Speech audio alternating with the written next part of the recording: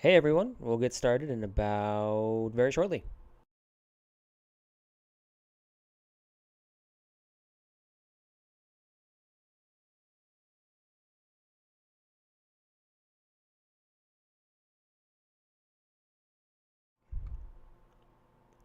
Hey everybody, welcome to Wisecrack 2's Tell Me the Meaning podcast about the movies we love. Sometimes the movies that we watch. I don't. I Brenda had asked me after this movie if I enjoyed it, and I was like, I Yeah, don't know. Like, yeah. it's great, but I would not use the word enjoy I to read a describe this. review that was like provided in the rundown by our producer Matt, and first of all, the review. I rarely get furious at reviewers because I'm like, oh, it's just. I was Okay, is this furious. the review that was just like the gimmick runs out of basically like Yeah, I yeah. think I made it 2 words into that review and I said, "Fuck this. It's some One of the ding one of the dong blogger or whatever. Who Yeah, and cares?" one of the things they said was, they basically were like, nothing happens, and they could have like easily made it where like Haas like messes up and Hitler's about to get mad at him, and then and I'm like, dude, why are you manufacturing this drama shit? I was like, first of all, that's stupid, but second of all, the thing that they said was like, you, it would have been a more enjoyable experience if. I'm like, motherfucker, Enjoyable. enjoyable. Is that your metric for like art? I Is it love has the to? notion, yeah. The notion of this person's idea of yeah, how to manufacture some drama, some conflict so we can really have a rooting interest in Yeah, the Rudolf the Haas stakes. story. Yeah, yeah, yeah. And Yeah, and then and then absolutely. I also kind of want to be like, or like first of all, I actually think that there's a lot going on the screen, but even more importantly, the real plot or the real narrative is what takes place off the screen. And that's Sure. the point of the movie, is that the movie is supposed to Absolutely. engage your imagination as humans who live in the wake of the Holocaust and who understand this, and who also understand the possibilities that there are maybe potentially many Holocausts. And I use real big air quotes on that, with that being just that there are many atrocities committed against humanities, while there are luxury lives that are living right across the border to that, right? And so the narrative is supposed to be that's already in your imagination, that you do a lot of work in this film. And that's why I wouldn't say it's an enjoyable film, but I loved it for this for the sense that my brain was constantly engaged. And that's something that you don't often get as an audience or as a member, where we're so often just receiving and passive. This one to me was a very active viewing experience. Well, that's the early Austin Hayden take on this. We're talking about The Zone of Interest, Jonathan Glazer's most recent film, award-winning film. It won 2 Oscars: best foreign language film, as well as best sound design, two richly deserved Mm. Oscars. Um, but we're not alone on the mic today. We have a returning champion, our good friend and co-conspirator, Mallory Blair. What's going on, Mallory? You remember her from the I Saw the TV Glow episode, I'm sure. Hi. Interesting you call me co-conspirator. I feel like that's an interesting choice of words for the movie we're Maybe a watching. bad For the choice of movie? words for this movie, Yeah, maybe. whatever. Yeah. I was Oh, riding high well, off hang on. of That's not necessarily true. Because there are yeah, conspirators in this movie, like the girl who's leaving the apple. She's That are a the good the Polish ones. girl. co-conspirator. That's You right. Yeah. know, That's right. she's So doing here's stuff. the thing. I'm frantically digging myself out of this hole that I Mhm. Well, you that shouldn't be digging I'm holes with this movie either. oh brother. Um no, Mallory and I we text pretty much constantly, and you and I were laying out a grand scheme to make a remake of a movie that you haven't yet seen yet. We won't dig into it because it was just like a stupid sort of inside joke between the two of us. But I always feel like half the time that we're texting, we're always conspiring to do something. Mm. Um, so hopefully, folks Well, will mostly accept we're that just as an conspiring explanation. to get movies made, which, Yeah. uh, whatever. Not Um, conspiring to do any harm. Just to be clear. not to anyone who Just to doesn't be deserve clear. it. Now, I will say, maybe this is the wrong foot to start off any episode, but whatever. In the past week, since the presidential election in this country, There was an it's crossed my election? mind. It's crossed my mind that maybe there are some people who Wait, deserve a good talking to what? at the very least. There was an election? I didn't see it. I missed it. What Oh happened? yeah, yeah. You must have slept through it. Yeah. I know you have a busy schedule of texting me dumb stuff about movies, so you can be forgiven for Yeah. not keeping up with the My show. my schedule these days is napping, applying to jobs, texting Ray nonsense, and not paying attention to the news. So who won? RFK Jr. Doesn't pulled it matter. out. Doesn't matter. Yeah. Yeah, Oh, yeah. It thank doesn't. God. Cornell, What Cornell a West. Cornell West won. Don't worry about it. It's good. This yeah. this was one Well, of those things where well, like what happened was it was an electoral college tie between Cornell West and RFK Jr. So they made Cornell West the president and RFK the vice president because apparently that's how it works when there's a tie. I found this out very recently that that's what happens in a tie. well Is that's that what like used yeah, and that's also what used to happen was that's whoever was insane. running for president, their opponent would become their vice president. And That's then insane. yeah, I think it was Thomas Jefferson was the first one to be like, Actually, fuck that. Like, I'm president now. I can just make the rules. I'm not gonna, I'm not gonna Well, he take my." also famously was not very friendly with John Adams, so that makes sense. Yeah. He was Um. like, John Adams is a beta cuck because he doesn't want to do slavery as hard as I do, and that's my Um. 1790s politics take. Hey, look.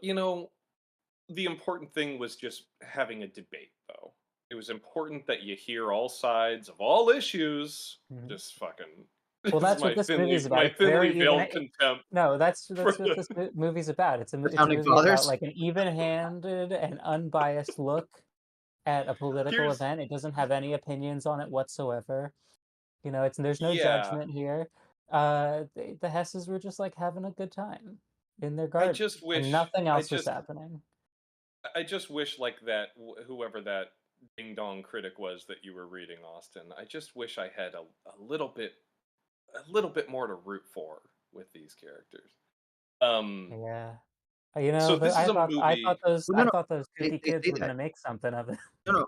They say that in the review that you start to like root for Haas, and by the end, and they're like because you What is start to see, this? it's like when he's There like petting was the dog and stuff like that, and so they're like, and you slowly start to, and then they were like, wouldn't it Is be this Armand cool White? if like, well, and they were like, no. wouldn't it be cool if like you realize that actually she's the monster because she has that moment where she's talking to the servant girl in the house where she's like, I could get my husband to burn your ashes and spread, and Oh he's like, my wouldn't that be god. cool if you realize that she's the one pulling the strings the whole time and that he's actually not that bad, but she's the monster. So I'm like, wait a second. So not only is this horrible, but you're also So Hedwig misogynist? Haas was pulling the strings of the whole Third Yeah, Reich, basically. yeah, Like, just to yeah, be yeah. clear, like I'll have what like, strings are being pulled here.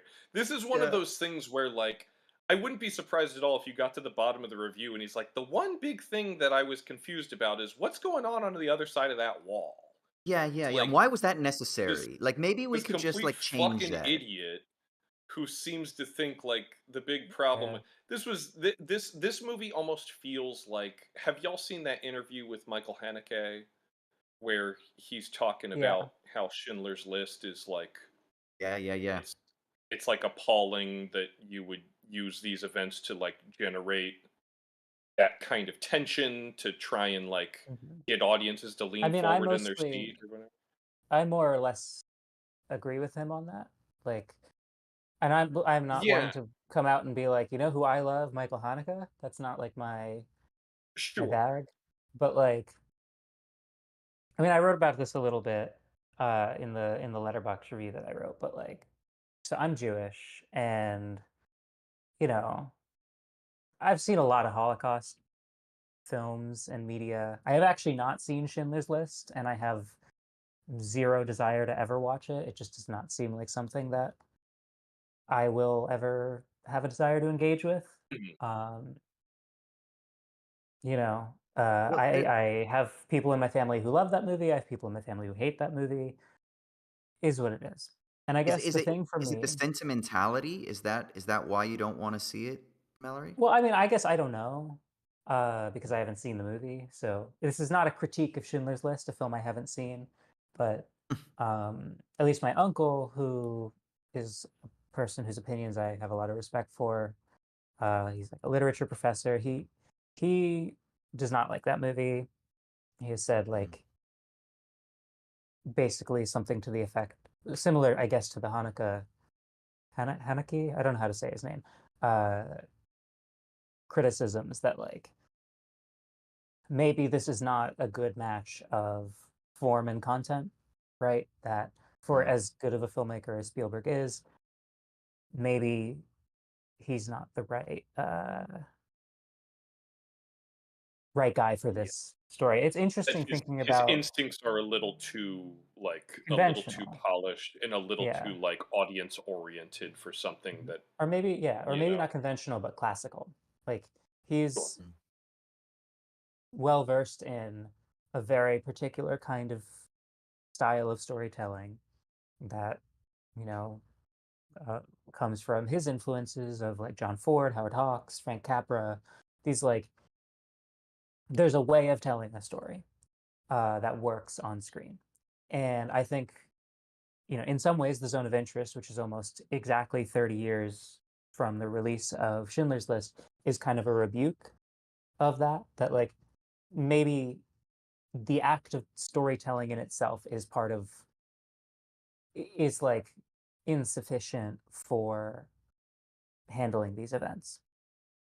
mm. And so I've seen a lot of Holocaust media for my entire life, basically, like in Hebrew school and all that. I've never been to the camps myself, but I have family who have been. And so, like, none of the water that this was wading in was unfamiliar to me. But I will say, like, in general, I'm not a big fan of Holocaust films or films about or like media about it because I just don't really feel like most of the films have the sort of intellectual and aesthetic rigor to justify even attempting to tackle the subject. This is Mm, a film that I would actually like endorse as an exploration of the subject matter because I think it is so precisely calibrated in terms of what it is saying, how it is saying How it, it's saying it, yeah. how mm, it, mm, you know, it's bloodless but not sparing, right? At no point do you get the sort of like bizarrely cathartic like viscera of the cruelty, but at no point is the cruelty ever outside of your mind while you're watching it. Um, mm, mm. and But so that's what like, makes it truly horrifying, don't you think? well, yeah, and well, that's why I mean I think this movie is, you know, one of the most significant works of art of the 21st century, and I'm not saying that lightly. Um, I try not to when I come on things like this delve into hyperbole, but I do think like it's interesting to me that the three best, in my opinion, like most significant, impactful films or like works of filmmaking of the 2020s so far, in my opinion, are all films about genocide, which is Is Killers of the Flower Flower Moon, Moon and, this, and Barry Jenkins' The Underground Railroad, I still haven't seen uh, that. which Yeah, is I haven't also seen excellent and is a limited series. But if the Decalogue is a film, that's a film, is my argument. Uh, Have either of you ever seen the German film The Ninth Day? It has I've, the No. August Deal in it.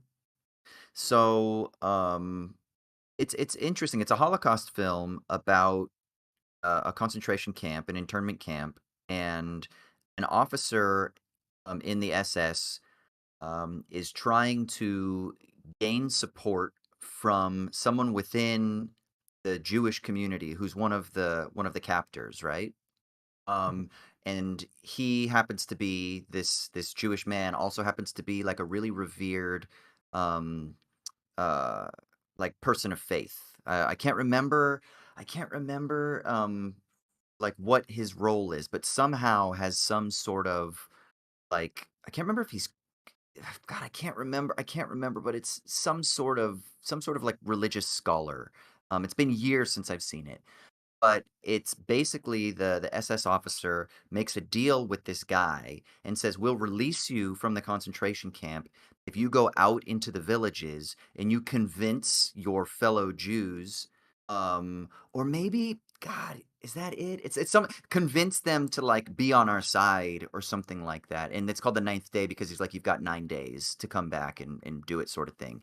But it was I remember at the time, especially because I was studying religion, I remember at the time I thought it was this really interesting examination, um, because there's this theme of becoming like a Judas, right? And like betraying your people for whatever the cause is or something like that. And I thought there was this really interesting playing of like the messianic figure, but also of like the backstabbing figure. And of course, you can imagine probably it's a dark German depressive drama where it probably goes. And it's been a very long time since I've seen it, but whenever I talk with people, like nobody really knows about it because I think it was really just like a small German film from 20 years ago or whatever. But Gotcha. yeah, yeah, just one of those ones that a lot of people don't seem to have seen. And I'm curious, maybe if anyone in the chats or anyone listening later, if you have, you might remember it better than I can. And if you want to sound off in the comments and let us know your thoughts on it too. But it's one of those ones that it has no sentimentality to it. So it doesn't try to be like, oh, and here's one of the beautiful heroes from within this horrible event. It doesn't try to do anything with like glossing it in any way. And I think similarly, like that's one of the reasons that I think Zone of Interest is so interesting is there's no gloss. There's no like moment at the end where you're like, oh well, here was a hero's journey or something like that. You're Mhm. kind of left with the horror Yeah. really Well, and stridently. I think that's true. Although I do think there is not sentimentality, but there is, I think it is a mistake in my opinion to interpret the film as purely observational, as just like here is, as an almost anthropological study of evil. Uh, it is that in some ways, but like I think so essential to the movie is the two sequences of the young girl, the young Jewish girl who works in the Hess's house as like a maid who smuggles like apples into the concentration camp. And in particular, the sort of thermal vision camera that they use to shoot that is so pivotal to understanding the sort of like, in my opinion, the overall thesis of the film, um, which is that in a thermal camera, there is no light source in a thermal camera. Each individual object gives off a certain amount of light based on the amount of heat that it is giving off, right? And so, in a very literal sense, in those shots, the girl is her own light source. She is literally the only being in the film that is giving off light and making I mean there's a actually I think that there's a quote from Glazer where he said like that was basically the reason behind shooting it in that way. It was like she's the only light in the film. And so the choice to have her literally shooting her in thermal vision, which is such a bizarre and like unexpected choice in a film like this that is Especially in such a otherwise formal, yeah. in what is But, otherwise but such a like austere Yeah. film. but Um, there is something interesting because don't we also hear when the little boy is playing in his room and there's a kerfuffle outside the window and there's shots and screaming and then they go to say like well go drown him in the river and they're like what was the fight about and they're like well they were fighting over an apple. So isn't there also a sense in which yes she's the well, light but that the evil is still it's so not that they were fighting potent? over the apple.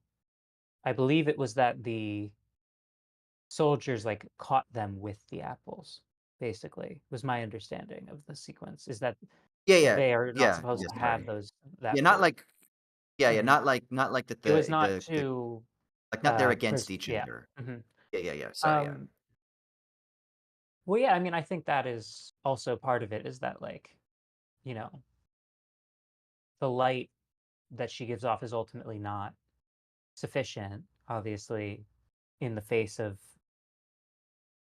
such cruelty. But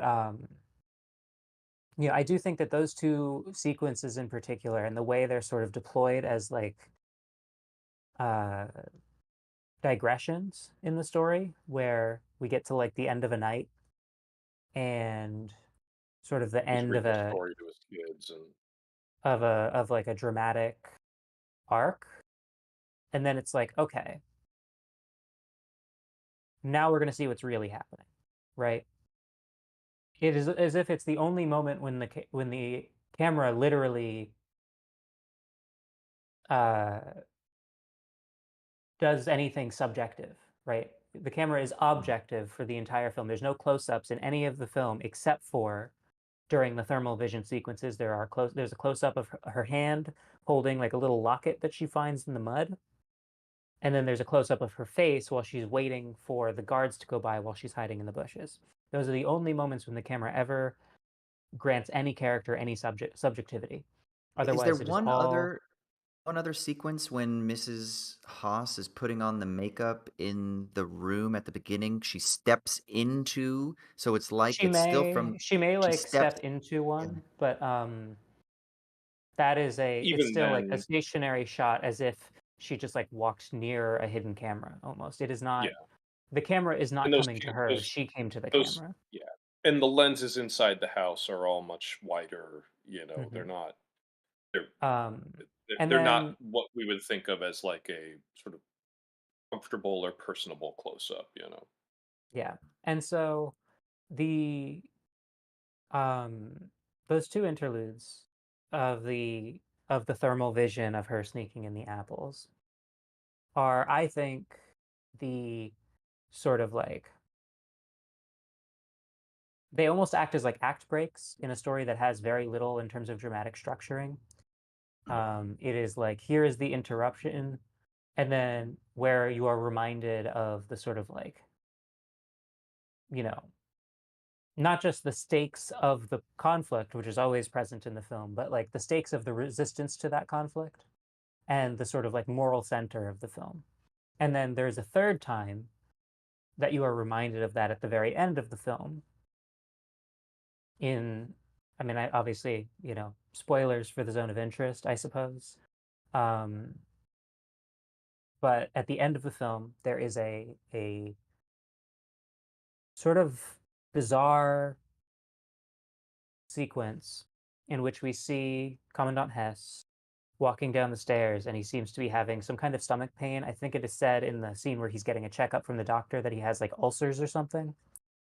Um, and he starts to dry heave, and like as if he's going to throw up, but then he doesn't. He sort of swallows it, and then he goes down the stairs, and he looks down a very dark hallway. Um, and we just see him from a reserved distance, like from a wide shot, looking down this hallway, and then it cuts to a flash forward sequence to the present day, where we see documentary footage of workers at Auschwitz at the memorial cleaning the inside of the gas chambers and tending to the exhibits with the mountains of shoes and the mountains of mobility devices. Uh,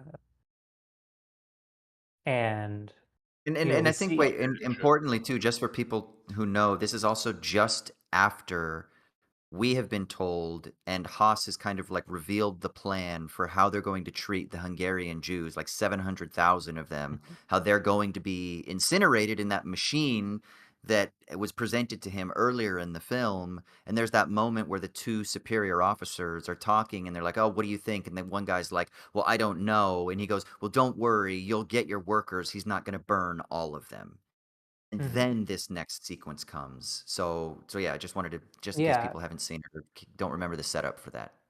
And so we see the sort of like in a very literal sense, the fallout of the Holocaust. We see the memorial, we see the shoes, we see all of the sort of like, if you're someone like me who has seen a lot of Holocaust imagery, all of the things that we typically associate with this, with like Holocaust remembrance. Um, and uh, there's this whole sort of digression sequence, and then it returns to Hess, and he like sort of straightens himself up, goes down the next flight of stairs, disappearing from the frame, and then the movie cuts to black, and it's this like long stationary, like long extended sequence of just black as the score kind of kicks in. Um, and it's this like throbbing, almost like, it almost sounds like a throat singing at Mm. the end, little bit. Mm. and then sort of goes from that into these like haunting, uh, this like haunting choir almost. Um, and so there are these three digressions that sort of act as punctuation marks in the story, where we see resistance to the Holocaust, and then um, my like interpretation of that, like I don't think this is a moment of reckoning for him, at least not moral reckoning. Like I don't think he is imagining this, and I don't think he is seeing those images. I think those images are for the audience. I think what it is, in a very literal sense, is like, you know, it's he is being haunted even though he doesn't know it Mm. yet. Like the ghosts of his victims are visiting upon him in ways that he cannot be aware of, because he is so profoundly bought into his own, into the worldview that animates his entire life. But it's almost as if his body is revolting against his own cruelty, Yeah. and he is suppressing that, Hmm. which is why he heaves, but he does not vomit. That was There's a no hundred. purging, there's no That was catharsis. 100%.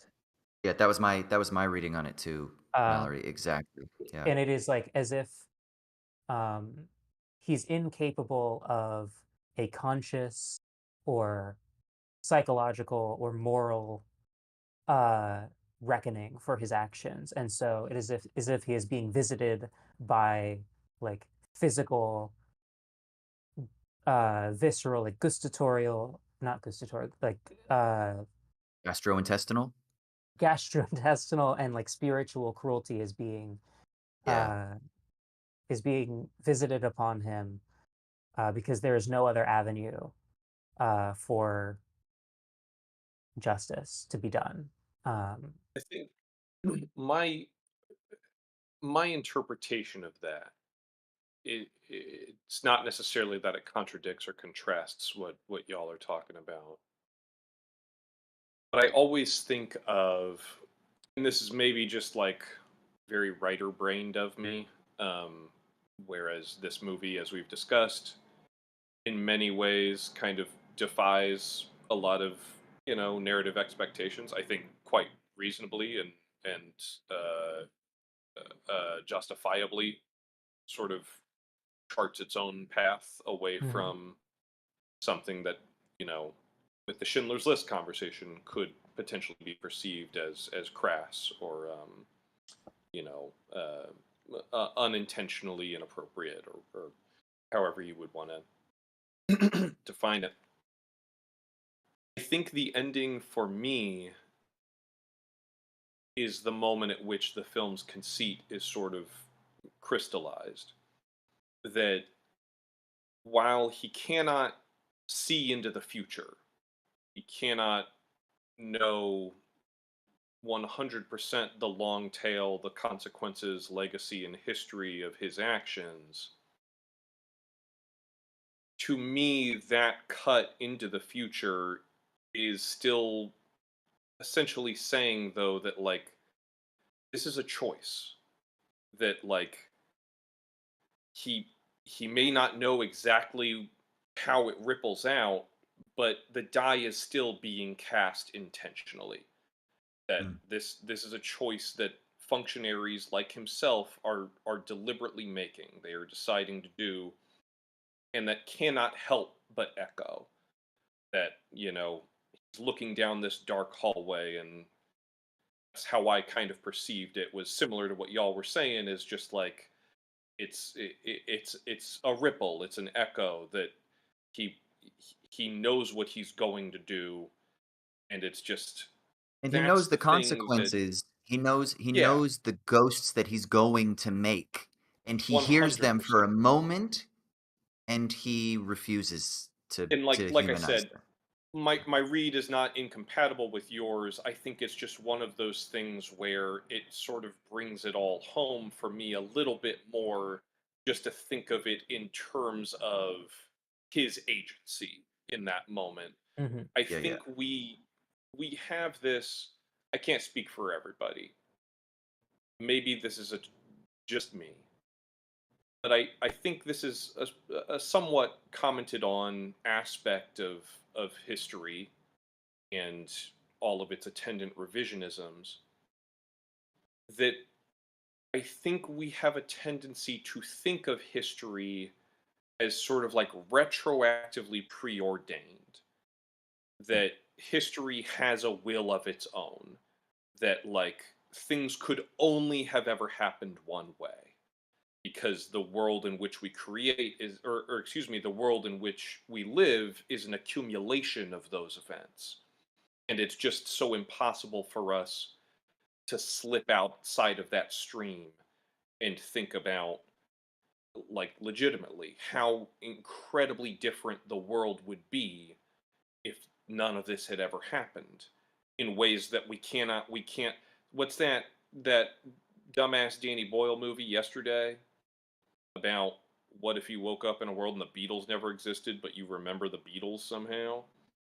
And throughout that movie, it's kind of like cute or whatever that, he becomes rich and famous basically just plagiarizing the Beatles songs because he's the only one That's who so remembers funny. them. But then throughout the movie, they bizarrely throw in other things, like Coca-Cola doesn't exist, cigarettes don't exist, and it's stuff like that where you're like, okay, And does Danny the Boyle hate the Beatles. Beatles? No, I don't know. Whatever. I don't Because want to that get too sounds far great. down. But I don't want anyway, to get too far down the rabbit hole. But you can look at a movie and be like, okay, if the Beatles never existed, you can still imagine that, like, pop music eventually would have kind of found its way toward the sort of influence that they seeded, and maybe the world would more or less kind of look the way that it does now. That, we don't necessarily have to have had the Beatles to arrive at here. But if there was never any cigarettes, I'm just watching the movie scratching my head, like, the tobacco trade was kind of like a huge thing that developed like the economic precursors for modern society, and shaped, you know transit, slave trades, like the entire way the modern world is shaped is built on things like the trading of tobacco and eventually the invention of cigarettes. And I'm just sitting there watching it like, okay, sure, maybe the Beatles didn't exist, but what, like, there's no fucking way that the world would still be recognizable to this guy if cigarettes never existed. And I bring all that up to say that there is, like, it's just impossible to imagine what the world. I think it's worth imagining it. But all that to say, like, I do think that we have this notion of history as being this sort of, like, it's just this one timeline, and Yeah. every once in a while there are these watershed moments where you can imagine, like, well, what would the like certainly the world would be extremely different if it had not been for, you know the American Civil War, or the slave trade, or the Holocaust, or 9/11, etc., etc. This is what that entire Stephen King book 11/22/63 is about, is like trying to prevent the Kennedy assassination. And it's a very stupid book, but there is one idea in that book that always sticks with me, which is that, like, as they're trying to prevent the Kennedy assassination, the universe is trying to maintain continuity. And, like, Mm. history exerts its will on the protagonists of that book, because even if they think what they're doing is for the best, it still is messing with, like, the one way that things had to go. And that's all just a very long-winded way of saying that, like, by the end of this film, that feels like such a gut punch, because it immediately breaks you of this notion that, like, history is this sort of fossilized thing. I think we even talked about, like, this movie feels like an art piece. It feels like a piece of living history, almost like you said, Mallory, almost more like a an anthropological document in some ways than it does like a crass work of cinematic entertainment or whatever that Hmm. reviewer wanted it to Yeah. be. And Um, I think the ending really rattles you in that way of just like, oh no, this is just like we think of this thing as a timeline, but so much of this movie's project is obviously about how, like, no, this was not an inevitability. Like, Well, this was a choice. this is why there's two things. Like, one, this is why I am a committed materialist. And if materialism or historical materialism means anything, it means accepting the reality that things could have been otherwise, that things have been constructed in a particular way, and that things persist and continue through collective choices, through collective investment into things continuing in the ways that they continue.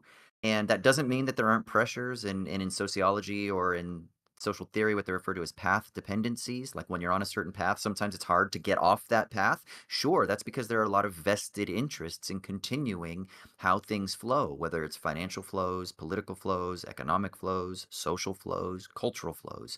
But I think objectively speaking, if we're going to talk about reality in the big terms, which I'm fond of doing as somebody who enjoys talking about like metaphysics, I don't think that we have to accept that anything ever works out the way that it should have or would have or had to have worked out, which is why the whole idea of like the arc of history bending towards justice, sorry, it's bullshit. And it actually is just a weird religious mystification that just sets us up for disappointment, as you can see with the current status of, politics in the United States, because so much resentment about how could this one candidate have won is because so many people had bought into the fact, but I thought that we were on a different historical trajectory. And so much of it is like fighting against the gods of politics and society and shit like that, without actually realizing that no, power and people's choices and influence and those things, they have a determinate impact on our lives. Yeah.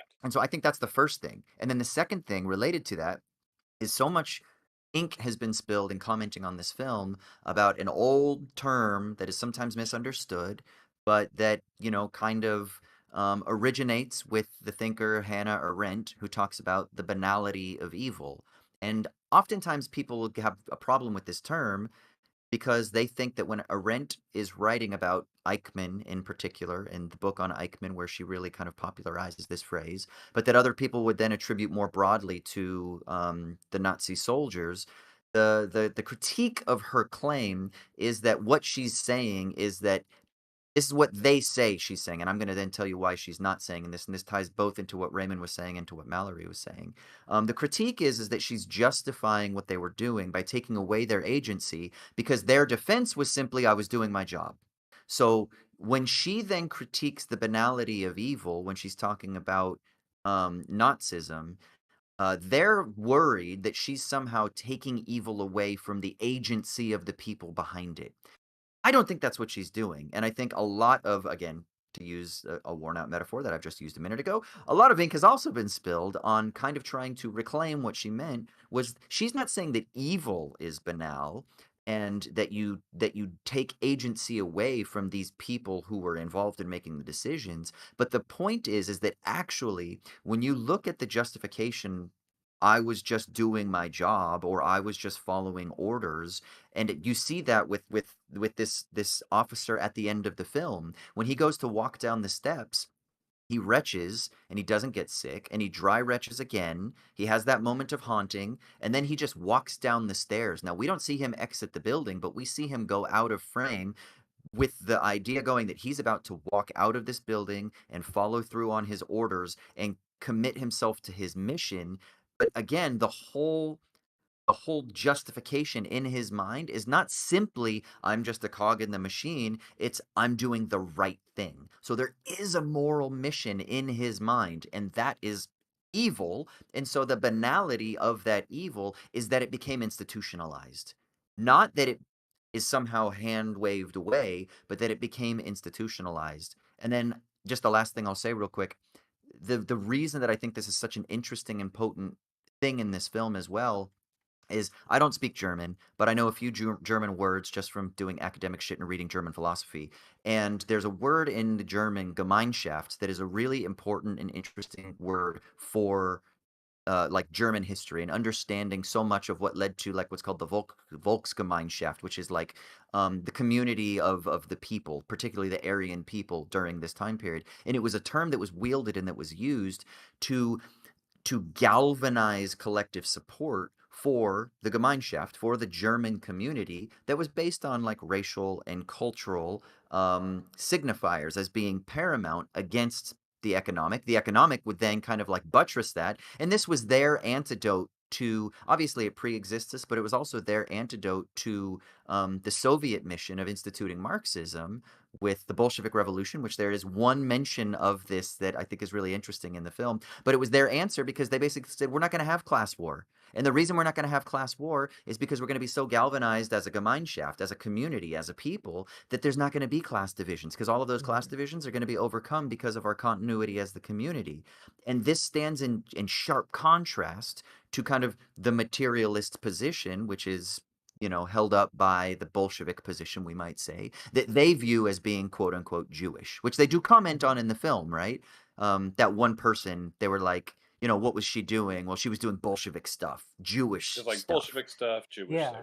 Yeah, yeah. which is So a really interesting political economic component to this thing as I well. think I think you bring up something really salient there. It's interesting with the Gemeinschaft point. It is in direct rebuke of the German term that would have been associated with communism and Marxism, which is Kameradschaft, which is literally comradeship, um, which was about class solidarity. And if you look, there's a very famous movie from the early 1930s from Germany, like right before the rise of the Third Reich, by a filmmaker G.W. Pabst, who uh, probably is most famous for getting a name check in Inglourious Bastards as Yeah. a filmmaker who Tarantino loves and reveres, and thinks it's a shame that his work does not have more of a historical recollection. He also made a really interesting and subversive movie called Pandora's Box, uh, which is a very early sort of queer movie about a sort of a woman sort of rejecting societal norms. But anyway, I bring this up to say, like, in many ways, they were actively suppressing a left wing point of view. They were saying, Mhm. the solidarity of race over the solidarity of class, Gemeinschaft over Kameradschaft, right? Mm. Um, uh, or um, and so I think, I think it's very, I think we should be proud that we managed to go like 45 minutes without bringing up the banality of evil, because I feel like that is where most people go first with this. But I do think it is a slight misformulation of what the movie is actually about, because I don't think the movie is actually about the banality of evil. I actually think we could reformulate it to say it's actually about the inverse of that. It's about the evil of banality. Um, it is about, like, there is a very benign, one might almost say suburban way of life that Mm, mm. this family lives. Um, their own version of manifest destiny, right? Lebensraum, uh, Mm. roaming space. I think a living space. I think is the Living space. Yeah. English definition. That they are participating in a patriotic project of eastward expansion in the same way that like They mentioned that very explicitly at that scene at the yeah dock where she's like, "I'm doing the thing that Hitler said we should mhm. do. We've got our where living we space." are, you Yeah, know, we're being good Nazis or whatever is how that's right. they see it.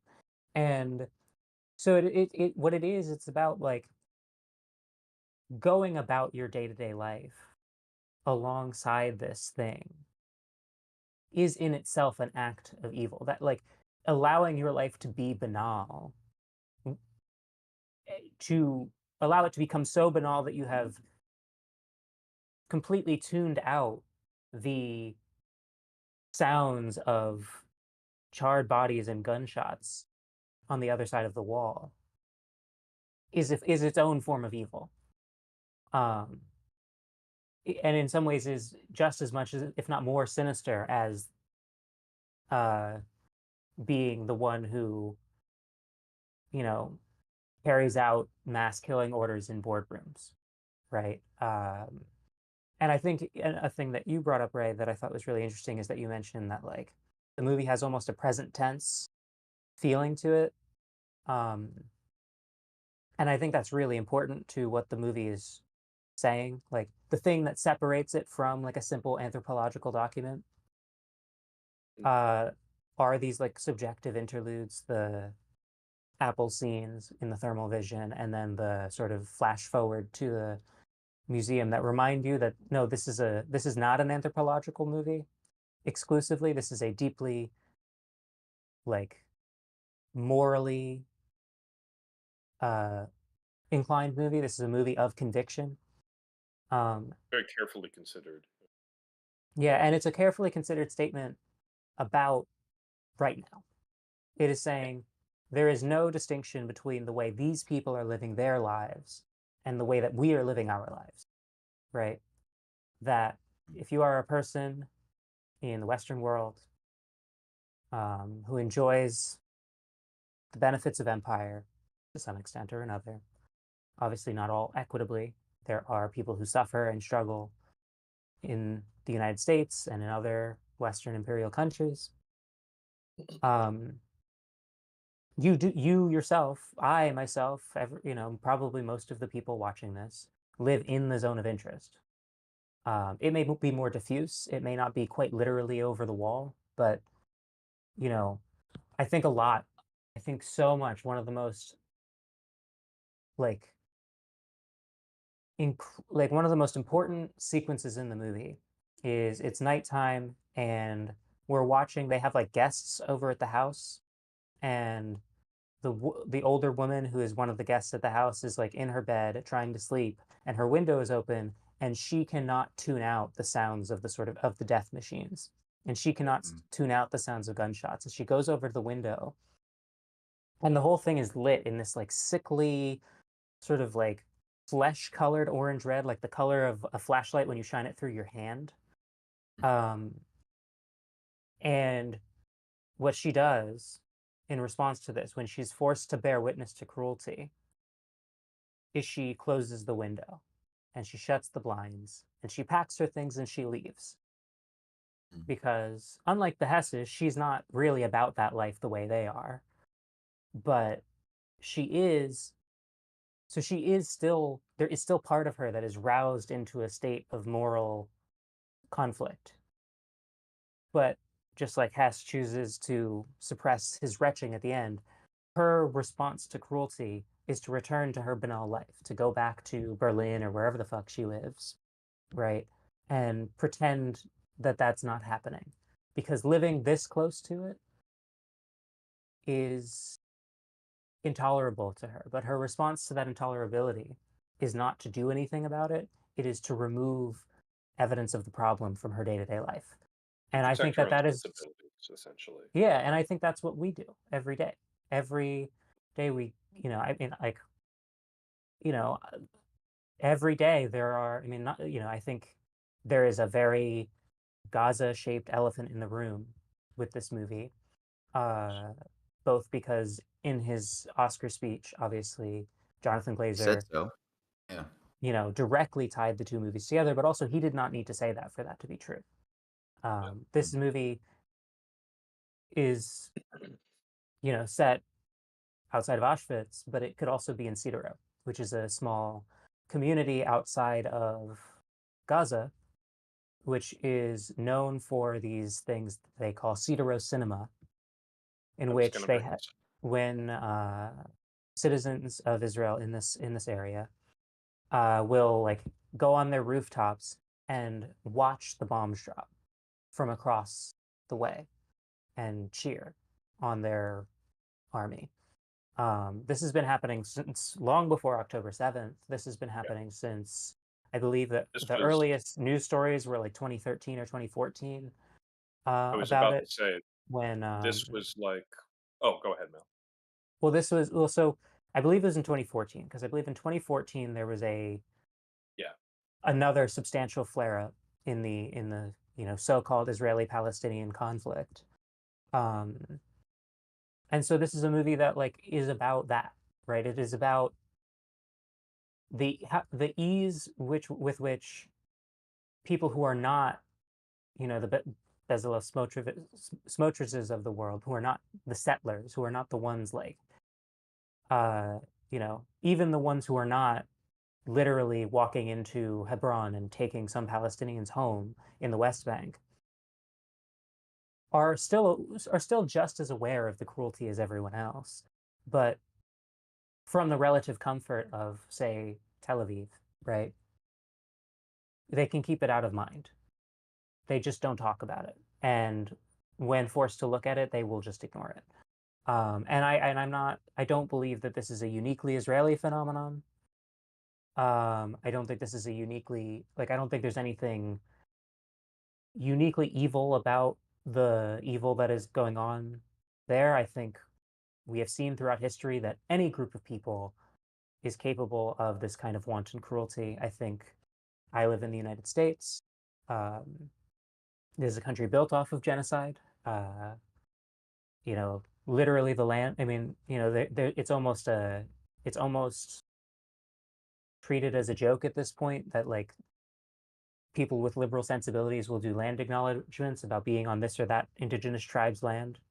And I have no doubt that 100 years from now, if Israel is to succeed in its permanent ethnic cleansing of the region, that 100 years from now in Israeli occupied in future Israeli Gaza, they will be making land acknowledgments about the people that they displaced when history has given them enough time to feel shame for what they did or in what they are doing. It's so interesting that the Right. land acknowledgement thing has become a talking point in the last couple of years in the States because, that's commonplace here in Australia, Mm-hmm. to do what they call a welcome to country or acknowledgement of country, depending Mm-hmm. on what the situation is in the context. But it's commonplace here, and I know it started a bit in Good one. Canada, and then only recently I've Canada, they do noticed that this.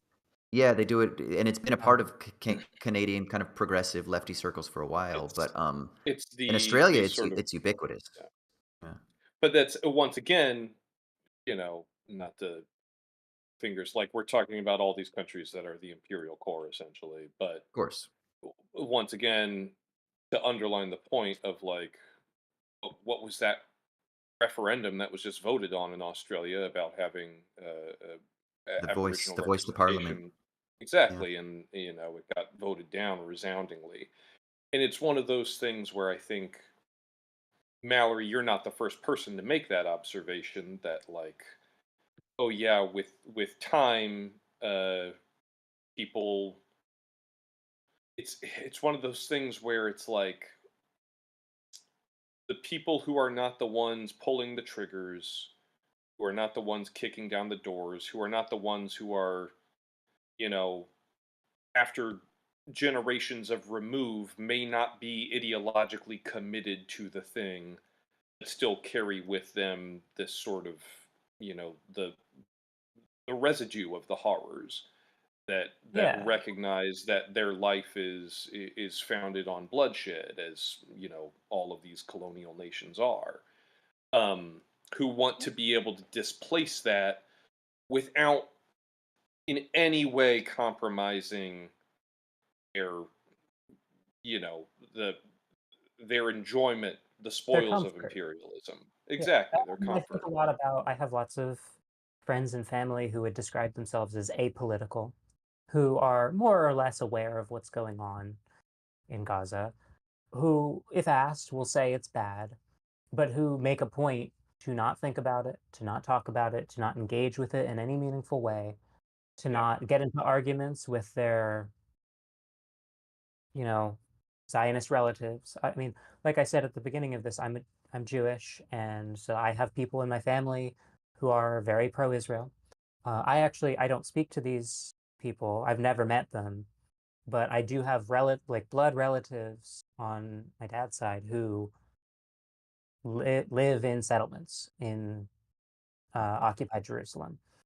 Um, I've never met them. I have no idea. I don't even know their names, but I know that they exist. My dad told me that they are, quote, religious freaks. Right. Um, they're like hardcore, you know, extremely right wing Jewish people who felt as though it was their birthright to move from, Oceanside, Long Island to occupied Jerusalem, that they had some indigenous claim to the land because of their Jewish heritage that, you know, like I said, that a handful of Long Islanders had some right to some land thousands of miles away. Um, Yeah. and, Yeah. it's fine. That's, I don't, like I said, I don't know those people, but, so like this is a thing that is very close to me. And so when I started this conversation by prefacing the sort of like familiarity I have with media about the Holocaust, the reason I did that is because I think, you know, there is an ideology, there's an implicit ideology in a lot of media about the Holocaust and in a lot of the manners in which we present the Holocaust in media that was imparted to me as a young person, as a young Jewish person, um, that is trying to cultivate a worldview. It is not necessarily trying to provide an education on cruelty. It is trying to encourage people to view their sense of self in a certain way. And so, you know, the lesson I took from all the Holocaust media that I saw was, well, if, and I said this in my review, but like if you can kill millions of people with basically assembly lines and spreadsheets, and all it took was for neighbors to look the other way while it happened, then you cannot look away. That cannot be allowed to happen anywhere.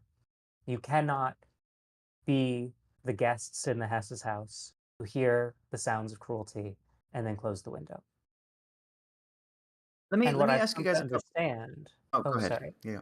No, no, yeah, go is that ahead. that was probably not the lesson that was not the Supposed to. Or, intentional yeah. lesson for me to learn. The intentional lesson was, you, young Jew, are in danger. That this happened to Jews, it could happen again, and therefore anything that is done in the name of our self-defense is justified so that this never happens again to us. And what I think is so, imperative about the zone of interest is that it is not engaging in that ideological game, in my opinion. I do not think there is anything about the film that indicates some kind of uh, chosen struggle narrative for the Jewish people, right? Um, and I do not think that there's anything in the film that paints, you know, the German people of the 1930s and 40s as uniquely susceptible to this kind of fascism. right? Yeah. Yeah. Um, Yeah, And that's what I I was think gonna ask because they're just in every that's like you said earlier, Mallory, I think like any suburban family. And one of the things that's so interesting to me that what Glazer does is he presents this family who not only are they trying to just carve out their little slice of life with their garden and they have their little day-to-day conversations about the food that they can eat and the flowers they can cultivate. And I then want of to. course I not have. Sorry, I was going to say I yeah. have a lot of thoughts about sunflowers in this movie, but continue. And one of the things that he also does is he shows a couple of interesting things that are just what we might call like average middle class human conflicts or average middle class nuclear family issues. The two that hit me most profoundly were the fight between the husband and wife when he's like, "I'm going to be relocated. I'm moving the family." Hmm. Which is just a very mundane, everyday kind of, "Hey, sorry guys, we gotta pack up and move across the country now," or across, Hmm. in this instance, to a different part of Dad the got a kind new of job. territory. Dad got a new Dad job. got a pointedly the kind promotion. of He's going to yeah. Berlin. And He's working in quite corporate now. Like, pointedly, the kind of thing that is depicted in tons and tons of domestic dramas or sitcoms, like, that was the thing that jumped out to me when I was watching this, that, like, how many of these conversations have you heard 1,000 times in, like, shitty network sitcoms of just, like Exactly. it's just, like, domestic squabbling, essentially, but mhm, sorry, Austin, go ahead. No, but that's what was so powerful to me is that out of context you might be on her side to be like, yeah, he is being a little callous, and God, that does suck, and maybe he should fight for the family to be able to A maintain their Nazi comfortable party, a little position. callous, says Austin Hayden. Well, no, but that's the point. Out of context, you would I think know, I that. know. Yeah, yeah, and you would be like, "Oh," and then you could also maybe on the flip side be like, "But maybe she needs to understand that in order for the family to be able to sustain itself, then she needs to and the rest of the family need to make some compromises." But because it's in the context of the horrors of the Holocaust, it totally changes this, as you call mhm, it, Raymond, suburban squabble into something totally different. And then the other second thing is there's two scenes where the baby's crying. One at the beginning when the dad puts him in the boat and the baby cries, but there's a second one where the baby's just crying in the room, and I couldn't get the idea out of my head that, like, a baby crying, a new baby in a house crying can cause a lot of disruptions, lack of sleep, whatever. It's also the cry of a child, a young human that doesn't yet know how to communicate its needs or its wants. And so the only resources it has at its disposal are to express itself through crying, right? Whether it needs to go to the bathroom, be burped, need food, it's tired, it feels sick, it doesn't, it's just crying. And you have that baby crying, and just outside the window, you have human cries. And we have so much empathy for a baby crying in this safe environment where we know that this cry is just a part of this human's life cycle. Like they're gonna learn eventually how to become better adjusted to their expressions. So there's like yes, it's kind of a human family issue thing. Yeah, there's lack of sleep. Yeah, we're gonna teach this kid. Yeah, the kid will learn to grow. Yeah, they're gonna go through their own individual growing pains. And just outside the wall are real cries, are cries of horror, and there's like this juxtaposition there that I found really Certainly. potent. There yeah. there was a different takeaway that I had from that as well, though, Austin, which is that, like, once again, I don't think it contradicts your read of it, but a baby being raised in this environment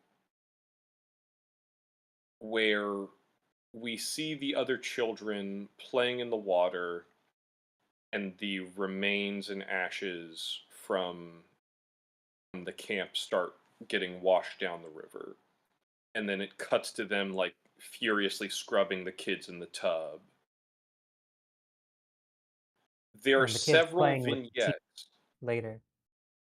Exactly. There are several vignettes throughout the movie where we see these moments in these children's lives. There's also the one that you mentioned before, where the kid is looking out the window and we hear the back and forth of the Nazi officers talking about why, you know, people were shot over the apples. And we don't see what the kid sees, we see his reaction to it. He seems to have like an emotional response to it, or he's afraid of what he's about to see and he pulls back from the window. But he, as a child of however old he is, 6, 7, 8, whatever, he has the executive function to switch modes in his head and like go back to playing with his toys. He has the executive function and the privilege of being able to distract himself. Whereas a baby has no such privilege. Like, Mm. for the baby, it's just like constant noise and fumes and ash. It's not a healthy environment. Like, and I don't say that lightly. Like, that's the understatement of the fucking millennium. But this is a baby that's like growing up, inhaling ash. Like, Mm. not to put too fine a point on it, that like this there is something being expressed with that, like this child is too young to indoctrinate. This child is too young to learn how to distract himself, or too young to learn how to ignore these things. It's just having a visceral, organic reaction to the horrors that it's being raised beneath and around and beside. Hmm. And that to me is kind of like so much of what this movie is about, that like Jonathan Glazer has talked about, and y'all have mentioned that he's talked about this, of like not wanting to portray. I think his words were, he didn't want to portray Nazis as a mythological evil. He wanted them to be evil in the ways that evil is accessible to humanity. And I think that there is almost a, if you squint, you can see just a sliver of hope in the fact that, like, when you are born, it is in your human nature to reject this infant child. Mm. His lungs, his eyes, his, just every part of him is rejecting this environment, is rejecting the context which has created it. And Hmm. it's natural to reject it. It's, and I think that there is something to be grasped there. I hadn't seen this movie in theaters. Mal, you and I were talking about this on the phone earlier. I didn't see this when it came out. I have a lot of respect for Jonathan Glazer. I think Sexy Beast is a great movie. I think Birth and Under the Skin are, damn near masterpieces. Um, so anytime he makes a movie, he's only made four in 24 years. Anytime he makes a movie, it's an event. I Mm. really want to see whatever he does.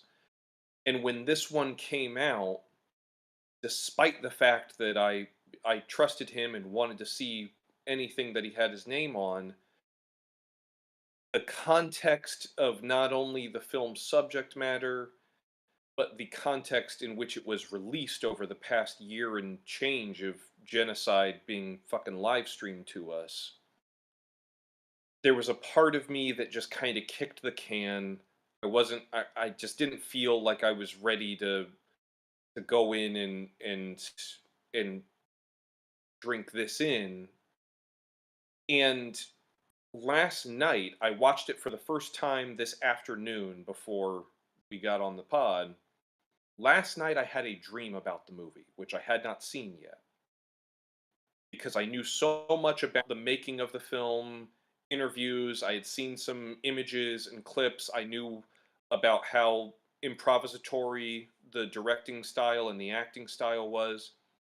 And I also had read about the conceit of hearing but not seeing, and having to kind of like live in the mundanity of these people's lives while the horrors that they are responsible for are happening out of view.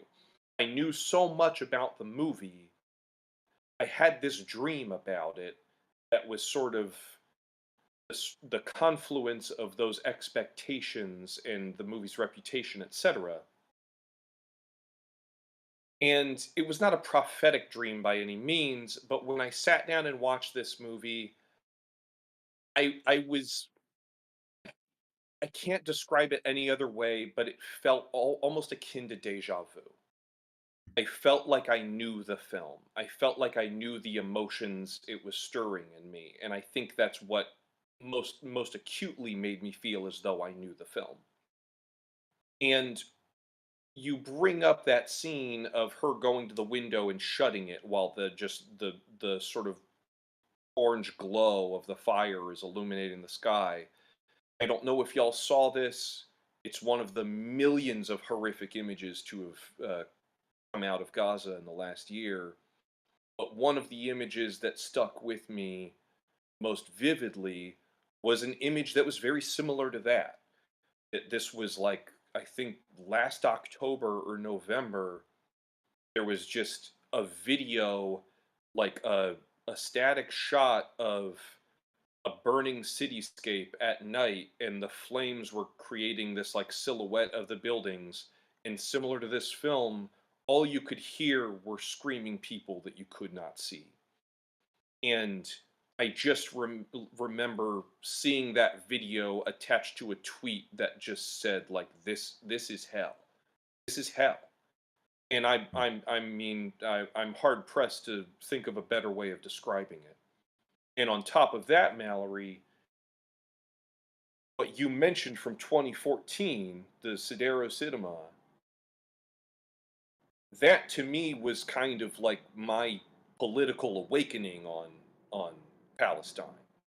That I remember seeing those images fucking 10 years ago of of people gleefully decollapsing lawn chairs so that they could watch innocent people being bombed in their name, and like stories about them like eating fucking popcorn and shit like that. And those were the two images that I thought of most throughout this movie, and I think it's one of those things that like it made me feel that sense of deja vu of like that there and all that to say, in addition to that, to bring it back to what initially I was talking about with the baby in the film, I left this movie with this feeling of just like, yes, obviously it's viscerally upsetting, but I think another one of the reasons that the imagery feels so familiar is that like in The Exorcist, they layer the sound of buzzing bees into parts of the soundtrack because we as humans have just a visceral anxiety response to the sound of buzzing bees. Evolutionarily, we've gained that. And I think that when you watch a movie like this, there is something in our DNA. There is something evolutionarily that we have, and this may be overly optimistic or naive of me, because Lord knows there are a lot of people who maybe don't feel this way or have the same response. But I think there is something in our DNA that sees these images and we connect the dots in our head and we're able to imagine things that are just viscerally upsetting, that are sickening. Like, and I do think that like as grim as things may be, and as grim as things certainly have been throughout human history, I do think that is a part of our DNA as a species that like we are not designed to do this to each other. And there's a part of me that has to believe in that. Like if I But didn't believe in that, so go so ahead. then so then the baby crying is kind of expressing for you that like instinctual rejection. 100%. But That but if you we are look not at to the we but if you look at the toddler, and then you go to the preteens and then the teenagers, that they are being taught maybe all the way up through 100%. adulthood to drown out. And then this goes back to the end of the movie that we kind of started this whole conversation with, that Mallory brought up about the grown adult soldier who still maybe viscerally is feeling the effects of the horrors by the ulcers or whatever it is that is internally causing fracture, but is suppressing and suppressing and suppressing. Yeah. And so that what this film This is is somehow it's playing with that, like the war of our in like the war it's like the war of social conditioning with human Mhm. biology almost. Is that absolutely. kind of Yeah. yeah, I do think it's interesting. a biological like, this is why they fucking made up all that Havana syndrome bullshit 2 years ago, was because a bunch of CIA agents came home, and they started having tummy aches about all the bad shit they did. They were like, "No, no, someone must have hit me with a microwave gun." No, you just feel like shit because you're a terrible person, you've done awful things. Like, and It's that so to interesting. me is like, I had like a really this it's like a silly human anecdote, which then I think opens up to kind of what you're talking about. I was driving in LA a few years back, and I don't know if you've ever had this moment, but like my radio was up and I was on like the 10, and you're going fucking 75 whatever it is, and all of a sudden I was just like overcome with how loud the street noise was. I mean, like the how loud the noise from my tires on the freeway was. And it made me realize that when you're driving in a place like LA, and then of course my radio had to be ramped up to probably 10 dials higher than it would have been if I were just parked, for example. And I started just thinking, like, when you live in a place like a big urban jungle like LA, or Mallory, you're in New York, so you can speak to the constant This is noise. just every day of my life.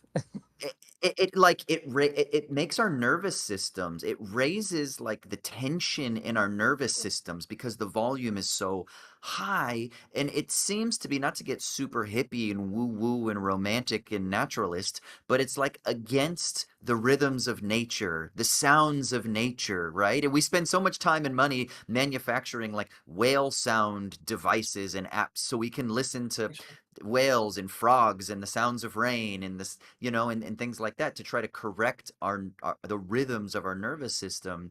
And it seems, Raymond, to me, this is making me think that what this film is doing, not only with that haunting score at that bookends the film, that is that like buzzing sound, but also that the persistent sound design of screams, of cries, of explosions, of gunshots, of even soldiers chatting, of all of that, that it basically just shows you that the environment that this child is raised in, that the baby is raised in, and that the children are raised in, is one where their nervous systems are conditioned in such a way to one be surrounded by and immersed in this confrontational soundscape. And then simultaneously, then what that means is they have to like learn to shut it up. They have to learn to silence it. They have to close the window. If they want to persist in their comforts, they have to close the window. compartmentalizing, yeah. Yeah. And I would say, um, on that front with the kids, I think this movie is in conversation with another movie that's not explicitly about the Holocaust, but is about the Nazis, which is a film called Germany Year Zero. If you're not familiar, this is a film from the 40s. Rossellini. It was Roberto Rossellini, who was a foundational filmmaker in the Italian neorealist movement, which was a movement, an artistic movement after World War II, to try to create films that directly captured the horrors of post-war Europe. Right, attempted to use non-professional actors, smaller cameras, shoot on location, and Germany Year Zero is, in my opinion, the best of those movies, of the Rossellini like neorealist films. Um, it's shot in Berlin, I believe. It's shot in Germany it, before they rebuilt it. Like it is still, the buildings are still destroyed. It is literally as if all of civilization had been leveled and they are starting over from zero. And it Mm. is about a child who grew up, who was born into Nazism, and now is like coming of age. He's probably like 11 in the movie. Like he's coming of age into as a young adult, like adolescent,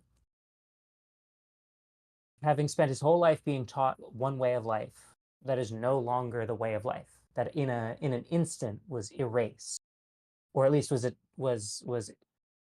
you know disempowered in defeat because the Germans lost the war, and thank the fucking gods that they did, right? Like, um, and so I think that all of the stuff with the kids in the movie is very much getting at that idea that like to be the kind of person that can exist in this ideology um, requires perversion of the self, right? Requires you to so deeply and profoundly reject your very base impulses, right? That the baby cannot reject, as you mentioned. Um, but no matter how hard you try, you can't escape the noise that you are ignoring on the other side of the wall. It's still the screams of dying children are still gonna curdle under your skin, right? Mm. The ash that you swim in, no matter how hard you scrub, Mm. is still going to rest like grime underneath your fingernails in your soul, right? Mm.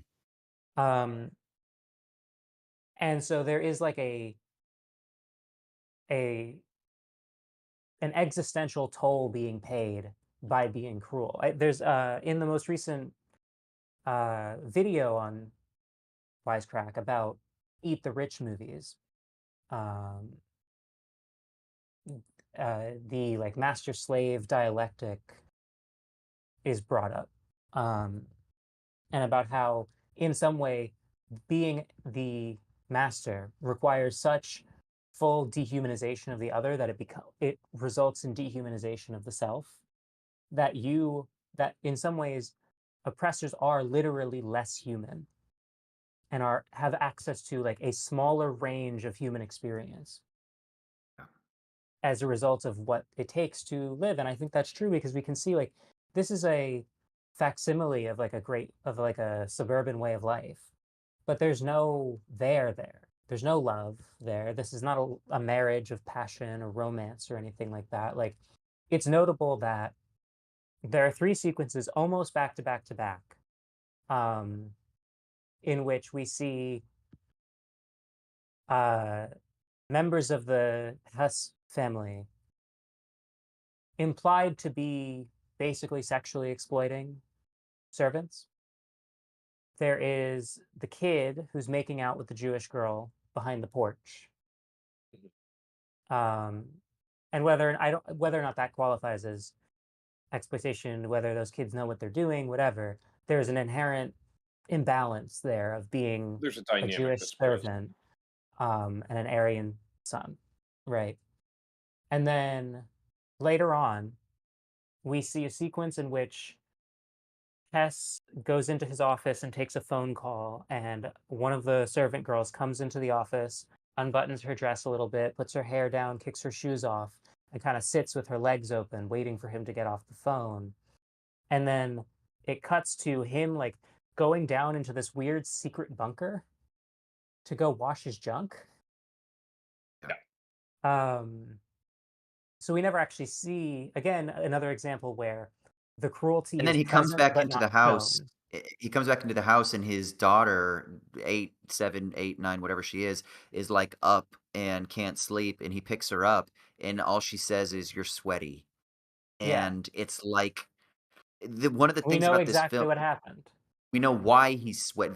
The cross contamination of things in this film with the ash on the human body, the sweat brought to the daughter. Like Mhm. there's like a contamination that is constantly Yeah, the air that the baby is breathing, like the sound that everything kind of like melds together and bounce. It's a really and so tactile yeah, thing. Yeah. and then the third sequence is there's a moment later, and this one I did not notice this when I saw it in theaters. I only noticed this when I rewatched it for the pod.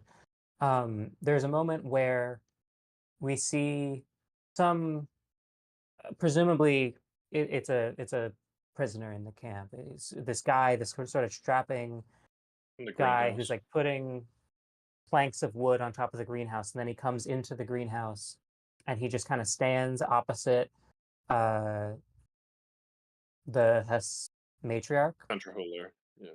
Um, and to me, the implication of that is she's also having an affair with Mm.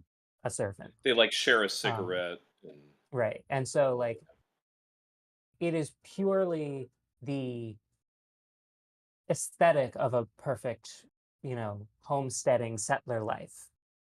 But, even in their hatred and dehumanization of the other, and this is common. I mean, there's in a very literal sense, this is why, uh, so many Black people in America have last names of former presidents from the 17 and 1800s. Like, yeah, sexual exploitation I was of an literally just about to underclass bring up Thomas Jefferson again.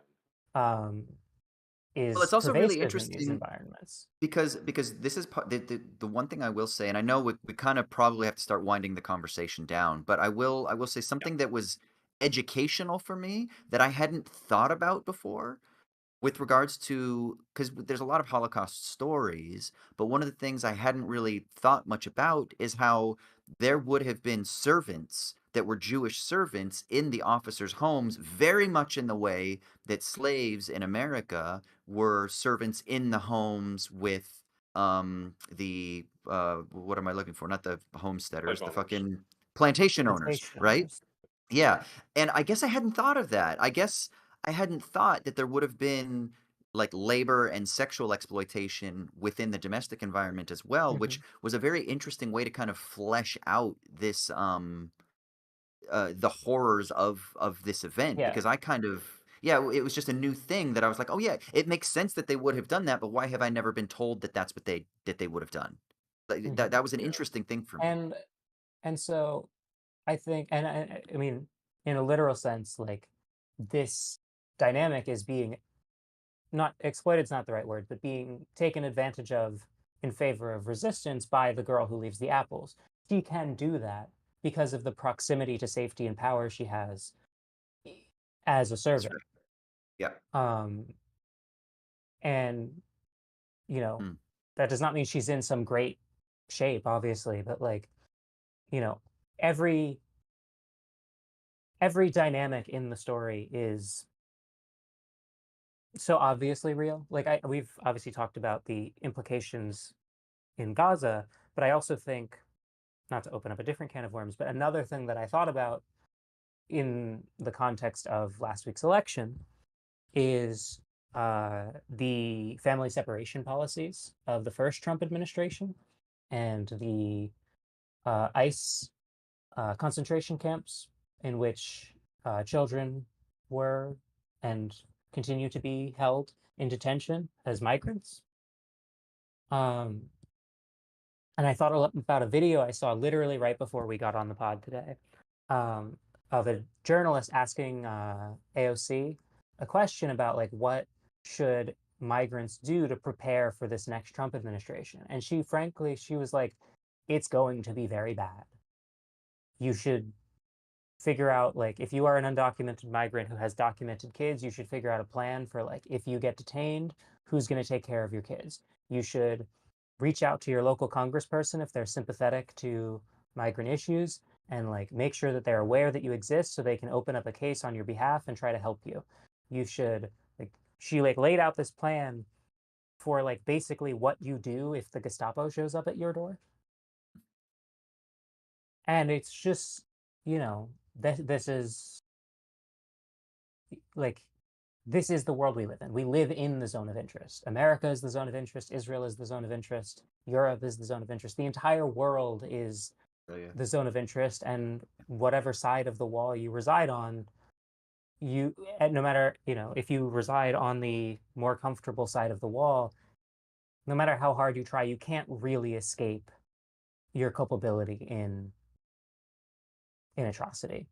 And Um, this is a topic that is I that could totally get us to going well over time. But it might even be interesting to think about zones of interest as overlapping and as degrees of zones of interest rather than it's like, well, only, African nations are on one side of the wall, whereas Western nations, but even within Western nations, there are peripheral and center like zones, right? And this is something that is talked about oftentimes in like world systems theory and various other things that come out of like um, critical political economic conceptions is that you could take a place like Australia. There's a very clear zone of interest delineation between the colonial setup and the First Nations peoples, but there are not only historically but even currently where you have like First Nations individuals who are very much on the periphery of society, right? But Mhm. then you could also say, well, what about Pakistani migrants? There's also a sense in which there is a type of exclusion. Now, there might be benefits that they might be able to experience that maybe certain individuals have not Mhm. experienced, both historically and present. But then there's also a sense in which there are divisions. So it's kind of like there are Yeah. really like overlapping and all kinds of like degrees of intensity that we Yeah. can speak of these zones of interest. And so like the wall, sometimes the walls are literal, as in the wall that encases Gaza, but like the walls do not have to be literal, right? I think about in New York, you know, in Brooklyn, right? I don't live in Brooklyn. I live in a different part of New York. But in Brooklyn, uh there's a neighborhood called Bushwick, which is a Yeah, very like heavily gentrified neighborhood. Lots of young people, lots of like NYU students who have wealthy parents who are paying for their apartments, very like hip and trendy, right? And you know, literally right next to it, like you could walk, it'd take you 10 minutes to walk from Bushwick to another neighborhood called Brownsville, which is an extremely poor neighborhood, extremely, low income, high crime rates, predominantly uh, black population, one of the last remaining like truly uh, like devastated communities in New York. There are devastated communities everywhere, but like a lot of the neighborhoods that are historically associated with like crime and poverty are no longer really like that, um, because of gentrification and other things of that nature, because the people who lived there have mostly been pushed out of Manhattan and into places like Brownsville. Um, and, that's a policy choice, obviously. Like, there's a degree to which we allow certain parts of the city to thrive and other parts to starve because it serves the interests of the powerful or whatever. But like, my point is, you know, those neighborhoods, and it's so stark in New York because everything's so packed together. But like, living in those two neighborhoods is in some ways very similar. You're taking the same trains to the same jobs, to this, breathing mostly the same air and all of that. But in some ways, you're living in two completely different planets, right? The like trust fund kid who has an apartment in NYU while they go to grad school and they like commute into the city is living in a completely different reality to the um, generational New Yorker whose family has been in the city for decades, who is struggling to get by in a more impoverished neighborhood that has not been sort of captured by the forces of gentrification. And so the walls are not literal, and in some ways not even real, because again, we're talking about like walking a they're few blocks down imaginary. the street. Yeah, But uh, the ways of life for people in different neighborhoods, in different parts of the country, in different you know citizenship statuses, right, are as profoundly and expressly uh, in conflict as a literal wall, and that the wall need not apply because the sort of like tendrils of capital are so pervasive in society that you know every sorry that like we are all existing in some relative position between you know uh, security and subjugation.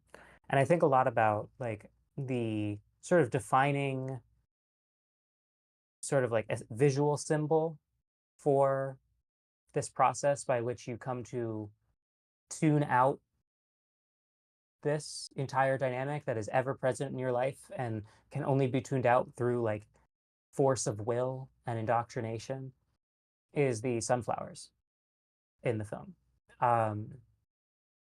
Sunflowers, when they are young, follow the sun, right? In the morning, they face the east, and then as the sun sort of travels over the sky, the like actual flower on the top of it will literally like turn to face the sun. So at high noon, it'll be facing straight up, and at the end of the day, it'll face the west, right?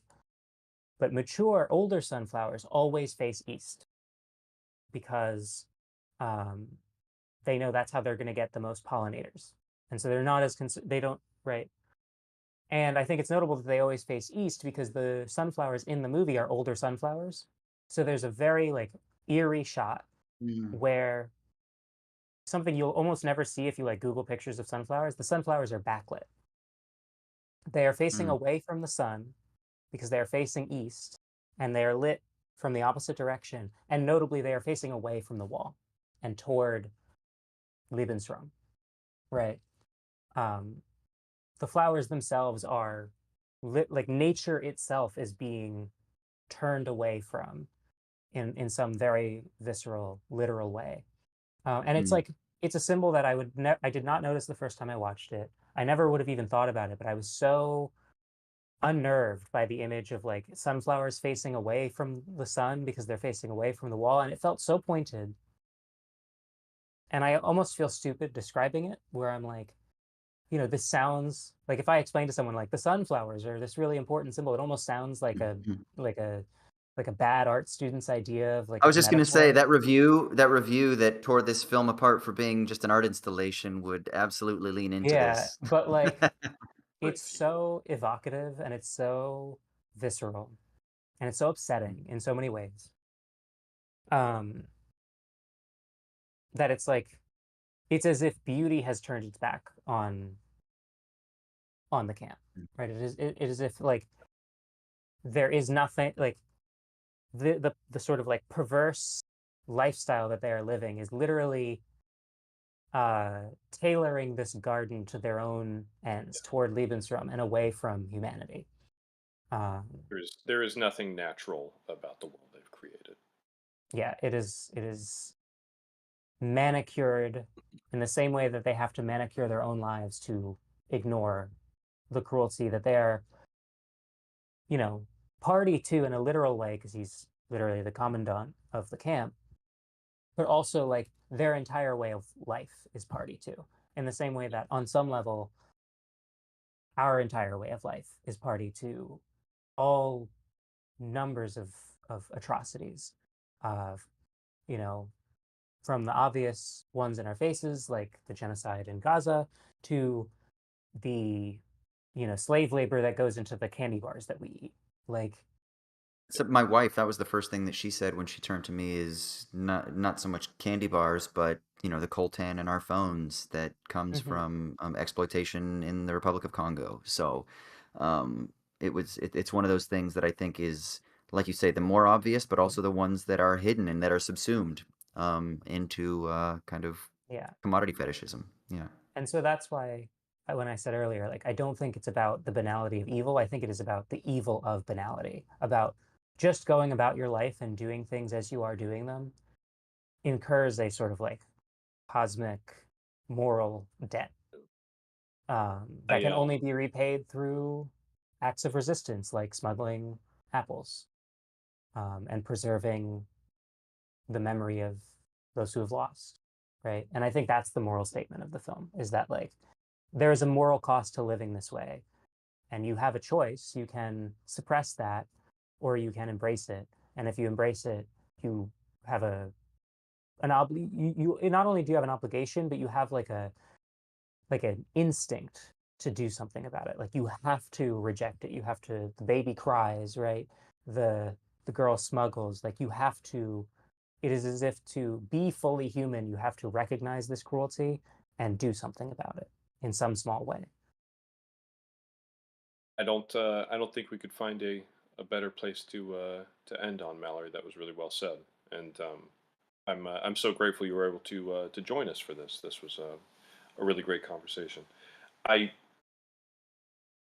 I have to land the plane here. We gotta wrap things up. I do want to give a quick shout out to one of our listeners, Noah Little. Noah, thank you so much for listening. He gave us a very nice compliment in the chat. Said this might be one of the deepest conversations he's heard on the channel. Noah, uh, we hope it was deep in a good way. We hope that you're not the only person out there who appreciated this conversation. Um, and hopefully, I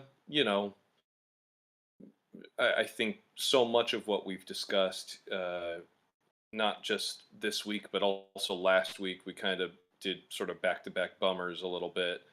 But a lot of the stuff that we were talking about, and the note that Mallory just ended on there is that, like, you know, great, we I think tend to fixate on these historical evils. Um, but I think each and every one of us has within us the capacity for greatness, and by that I mean in the human sense.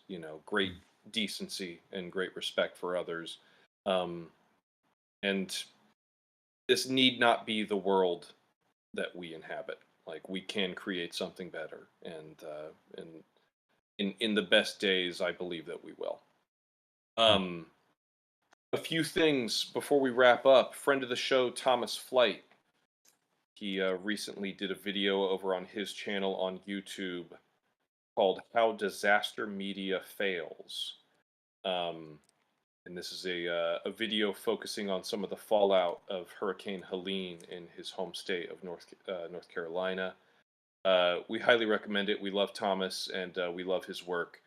And that video that he has up, "How Disaster Media Fails," he's using as a fundraiser to help in reconstruction efforts.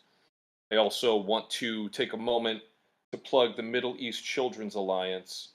Check out mecaforpeace.com. That's mecaforpeace.com. There's a really great group that has been working their asses off since, I think, 1988, providing meals, warm clothes, menstrual kits, fresh water to folks in Gaza. Um, it's one of those things where it may mean but a little for us to send 10 or 20 bucks their way. If you can afford to do it, it's a worthy cause, and certainly they could use all the help they can get right now. Austin, anything you want to say as we wrap up?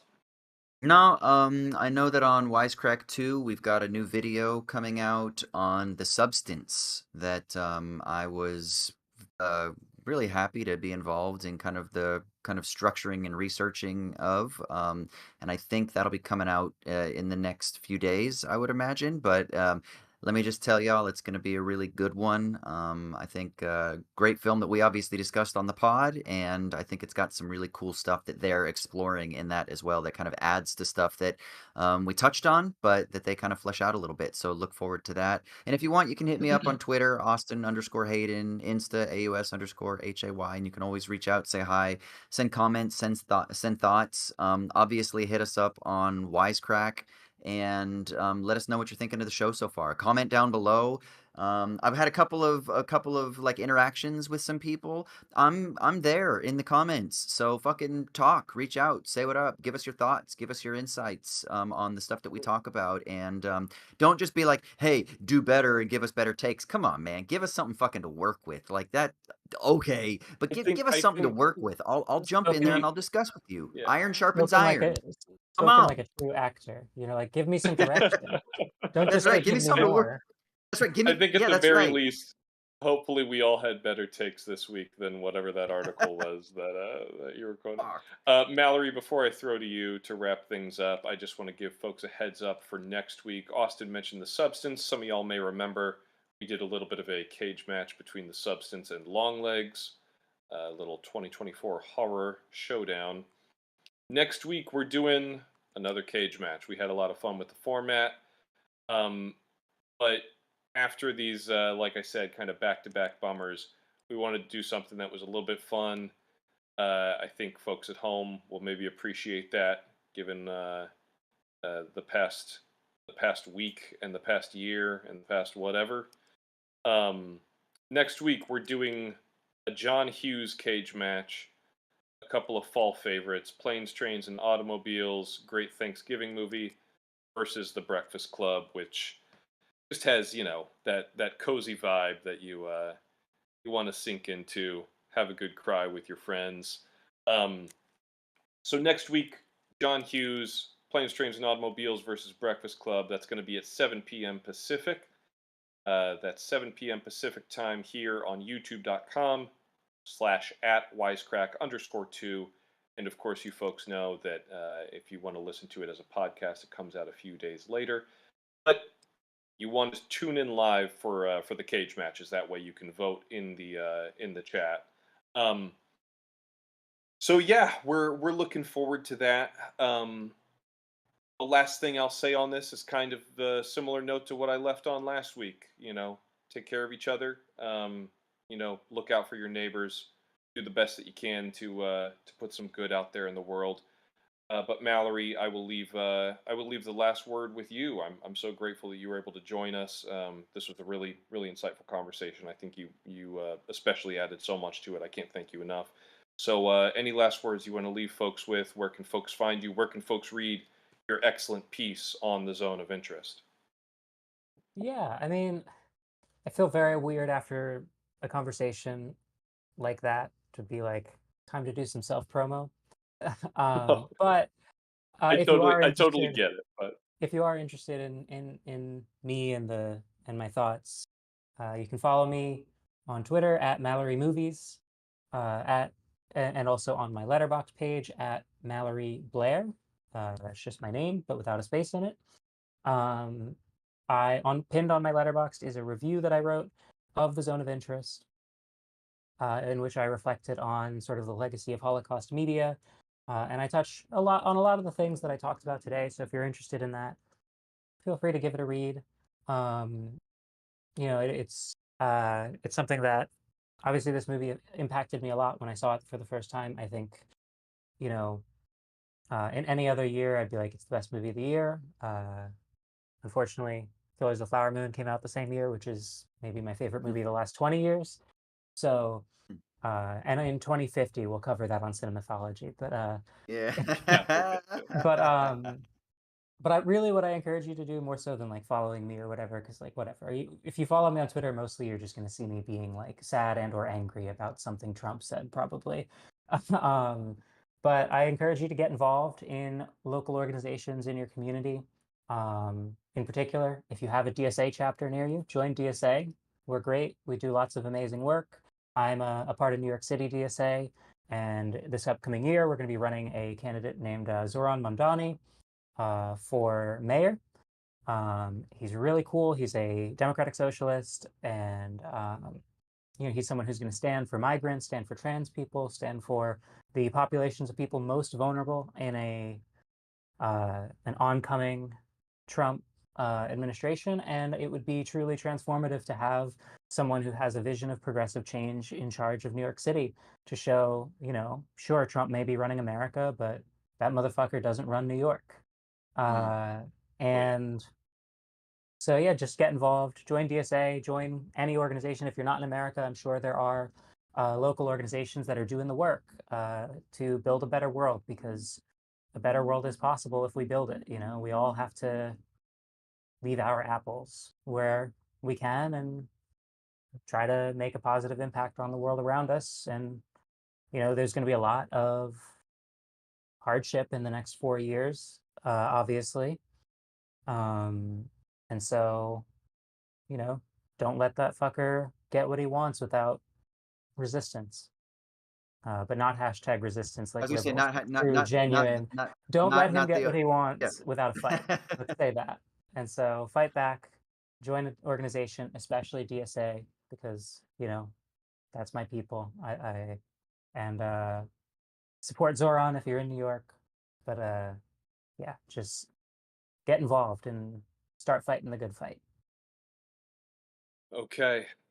Thank you so much, Mallory, and thank you, Austin, for jumping on. Thank you, Matt Keebler, Henry Arambidi, and Michael Burns, our producers. I love you guys, and we love all of you listeners at home. Take care. We'll see you next week.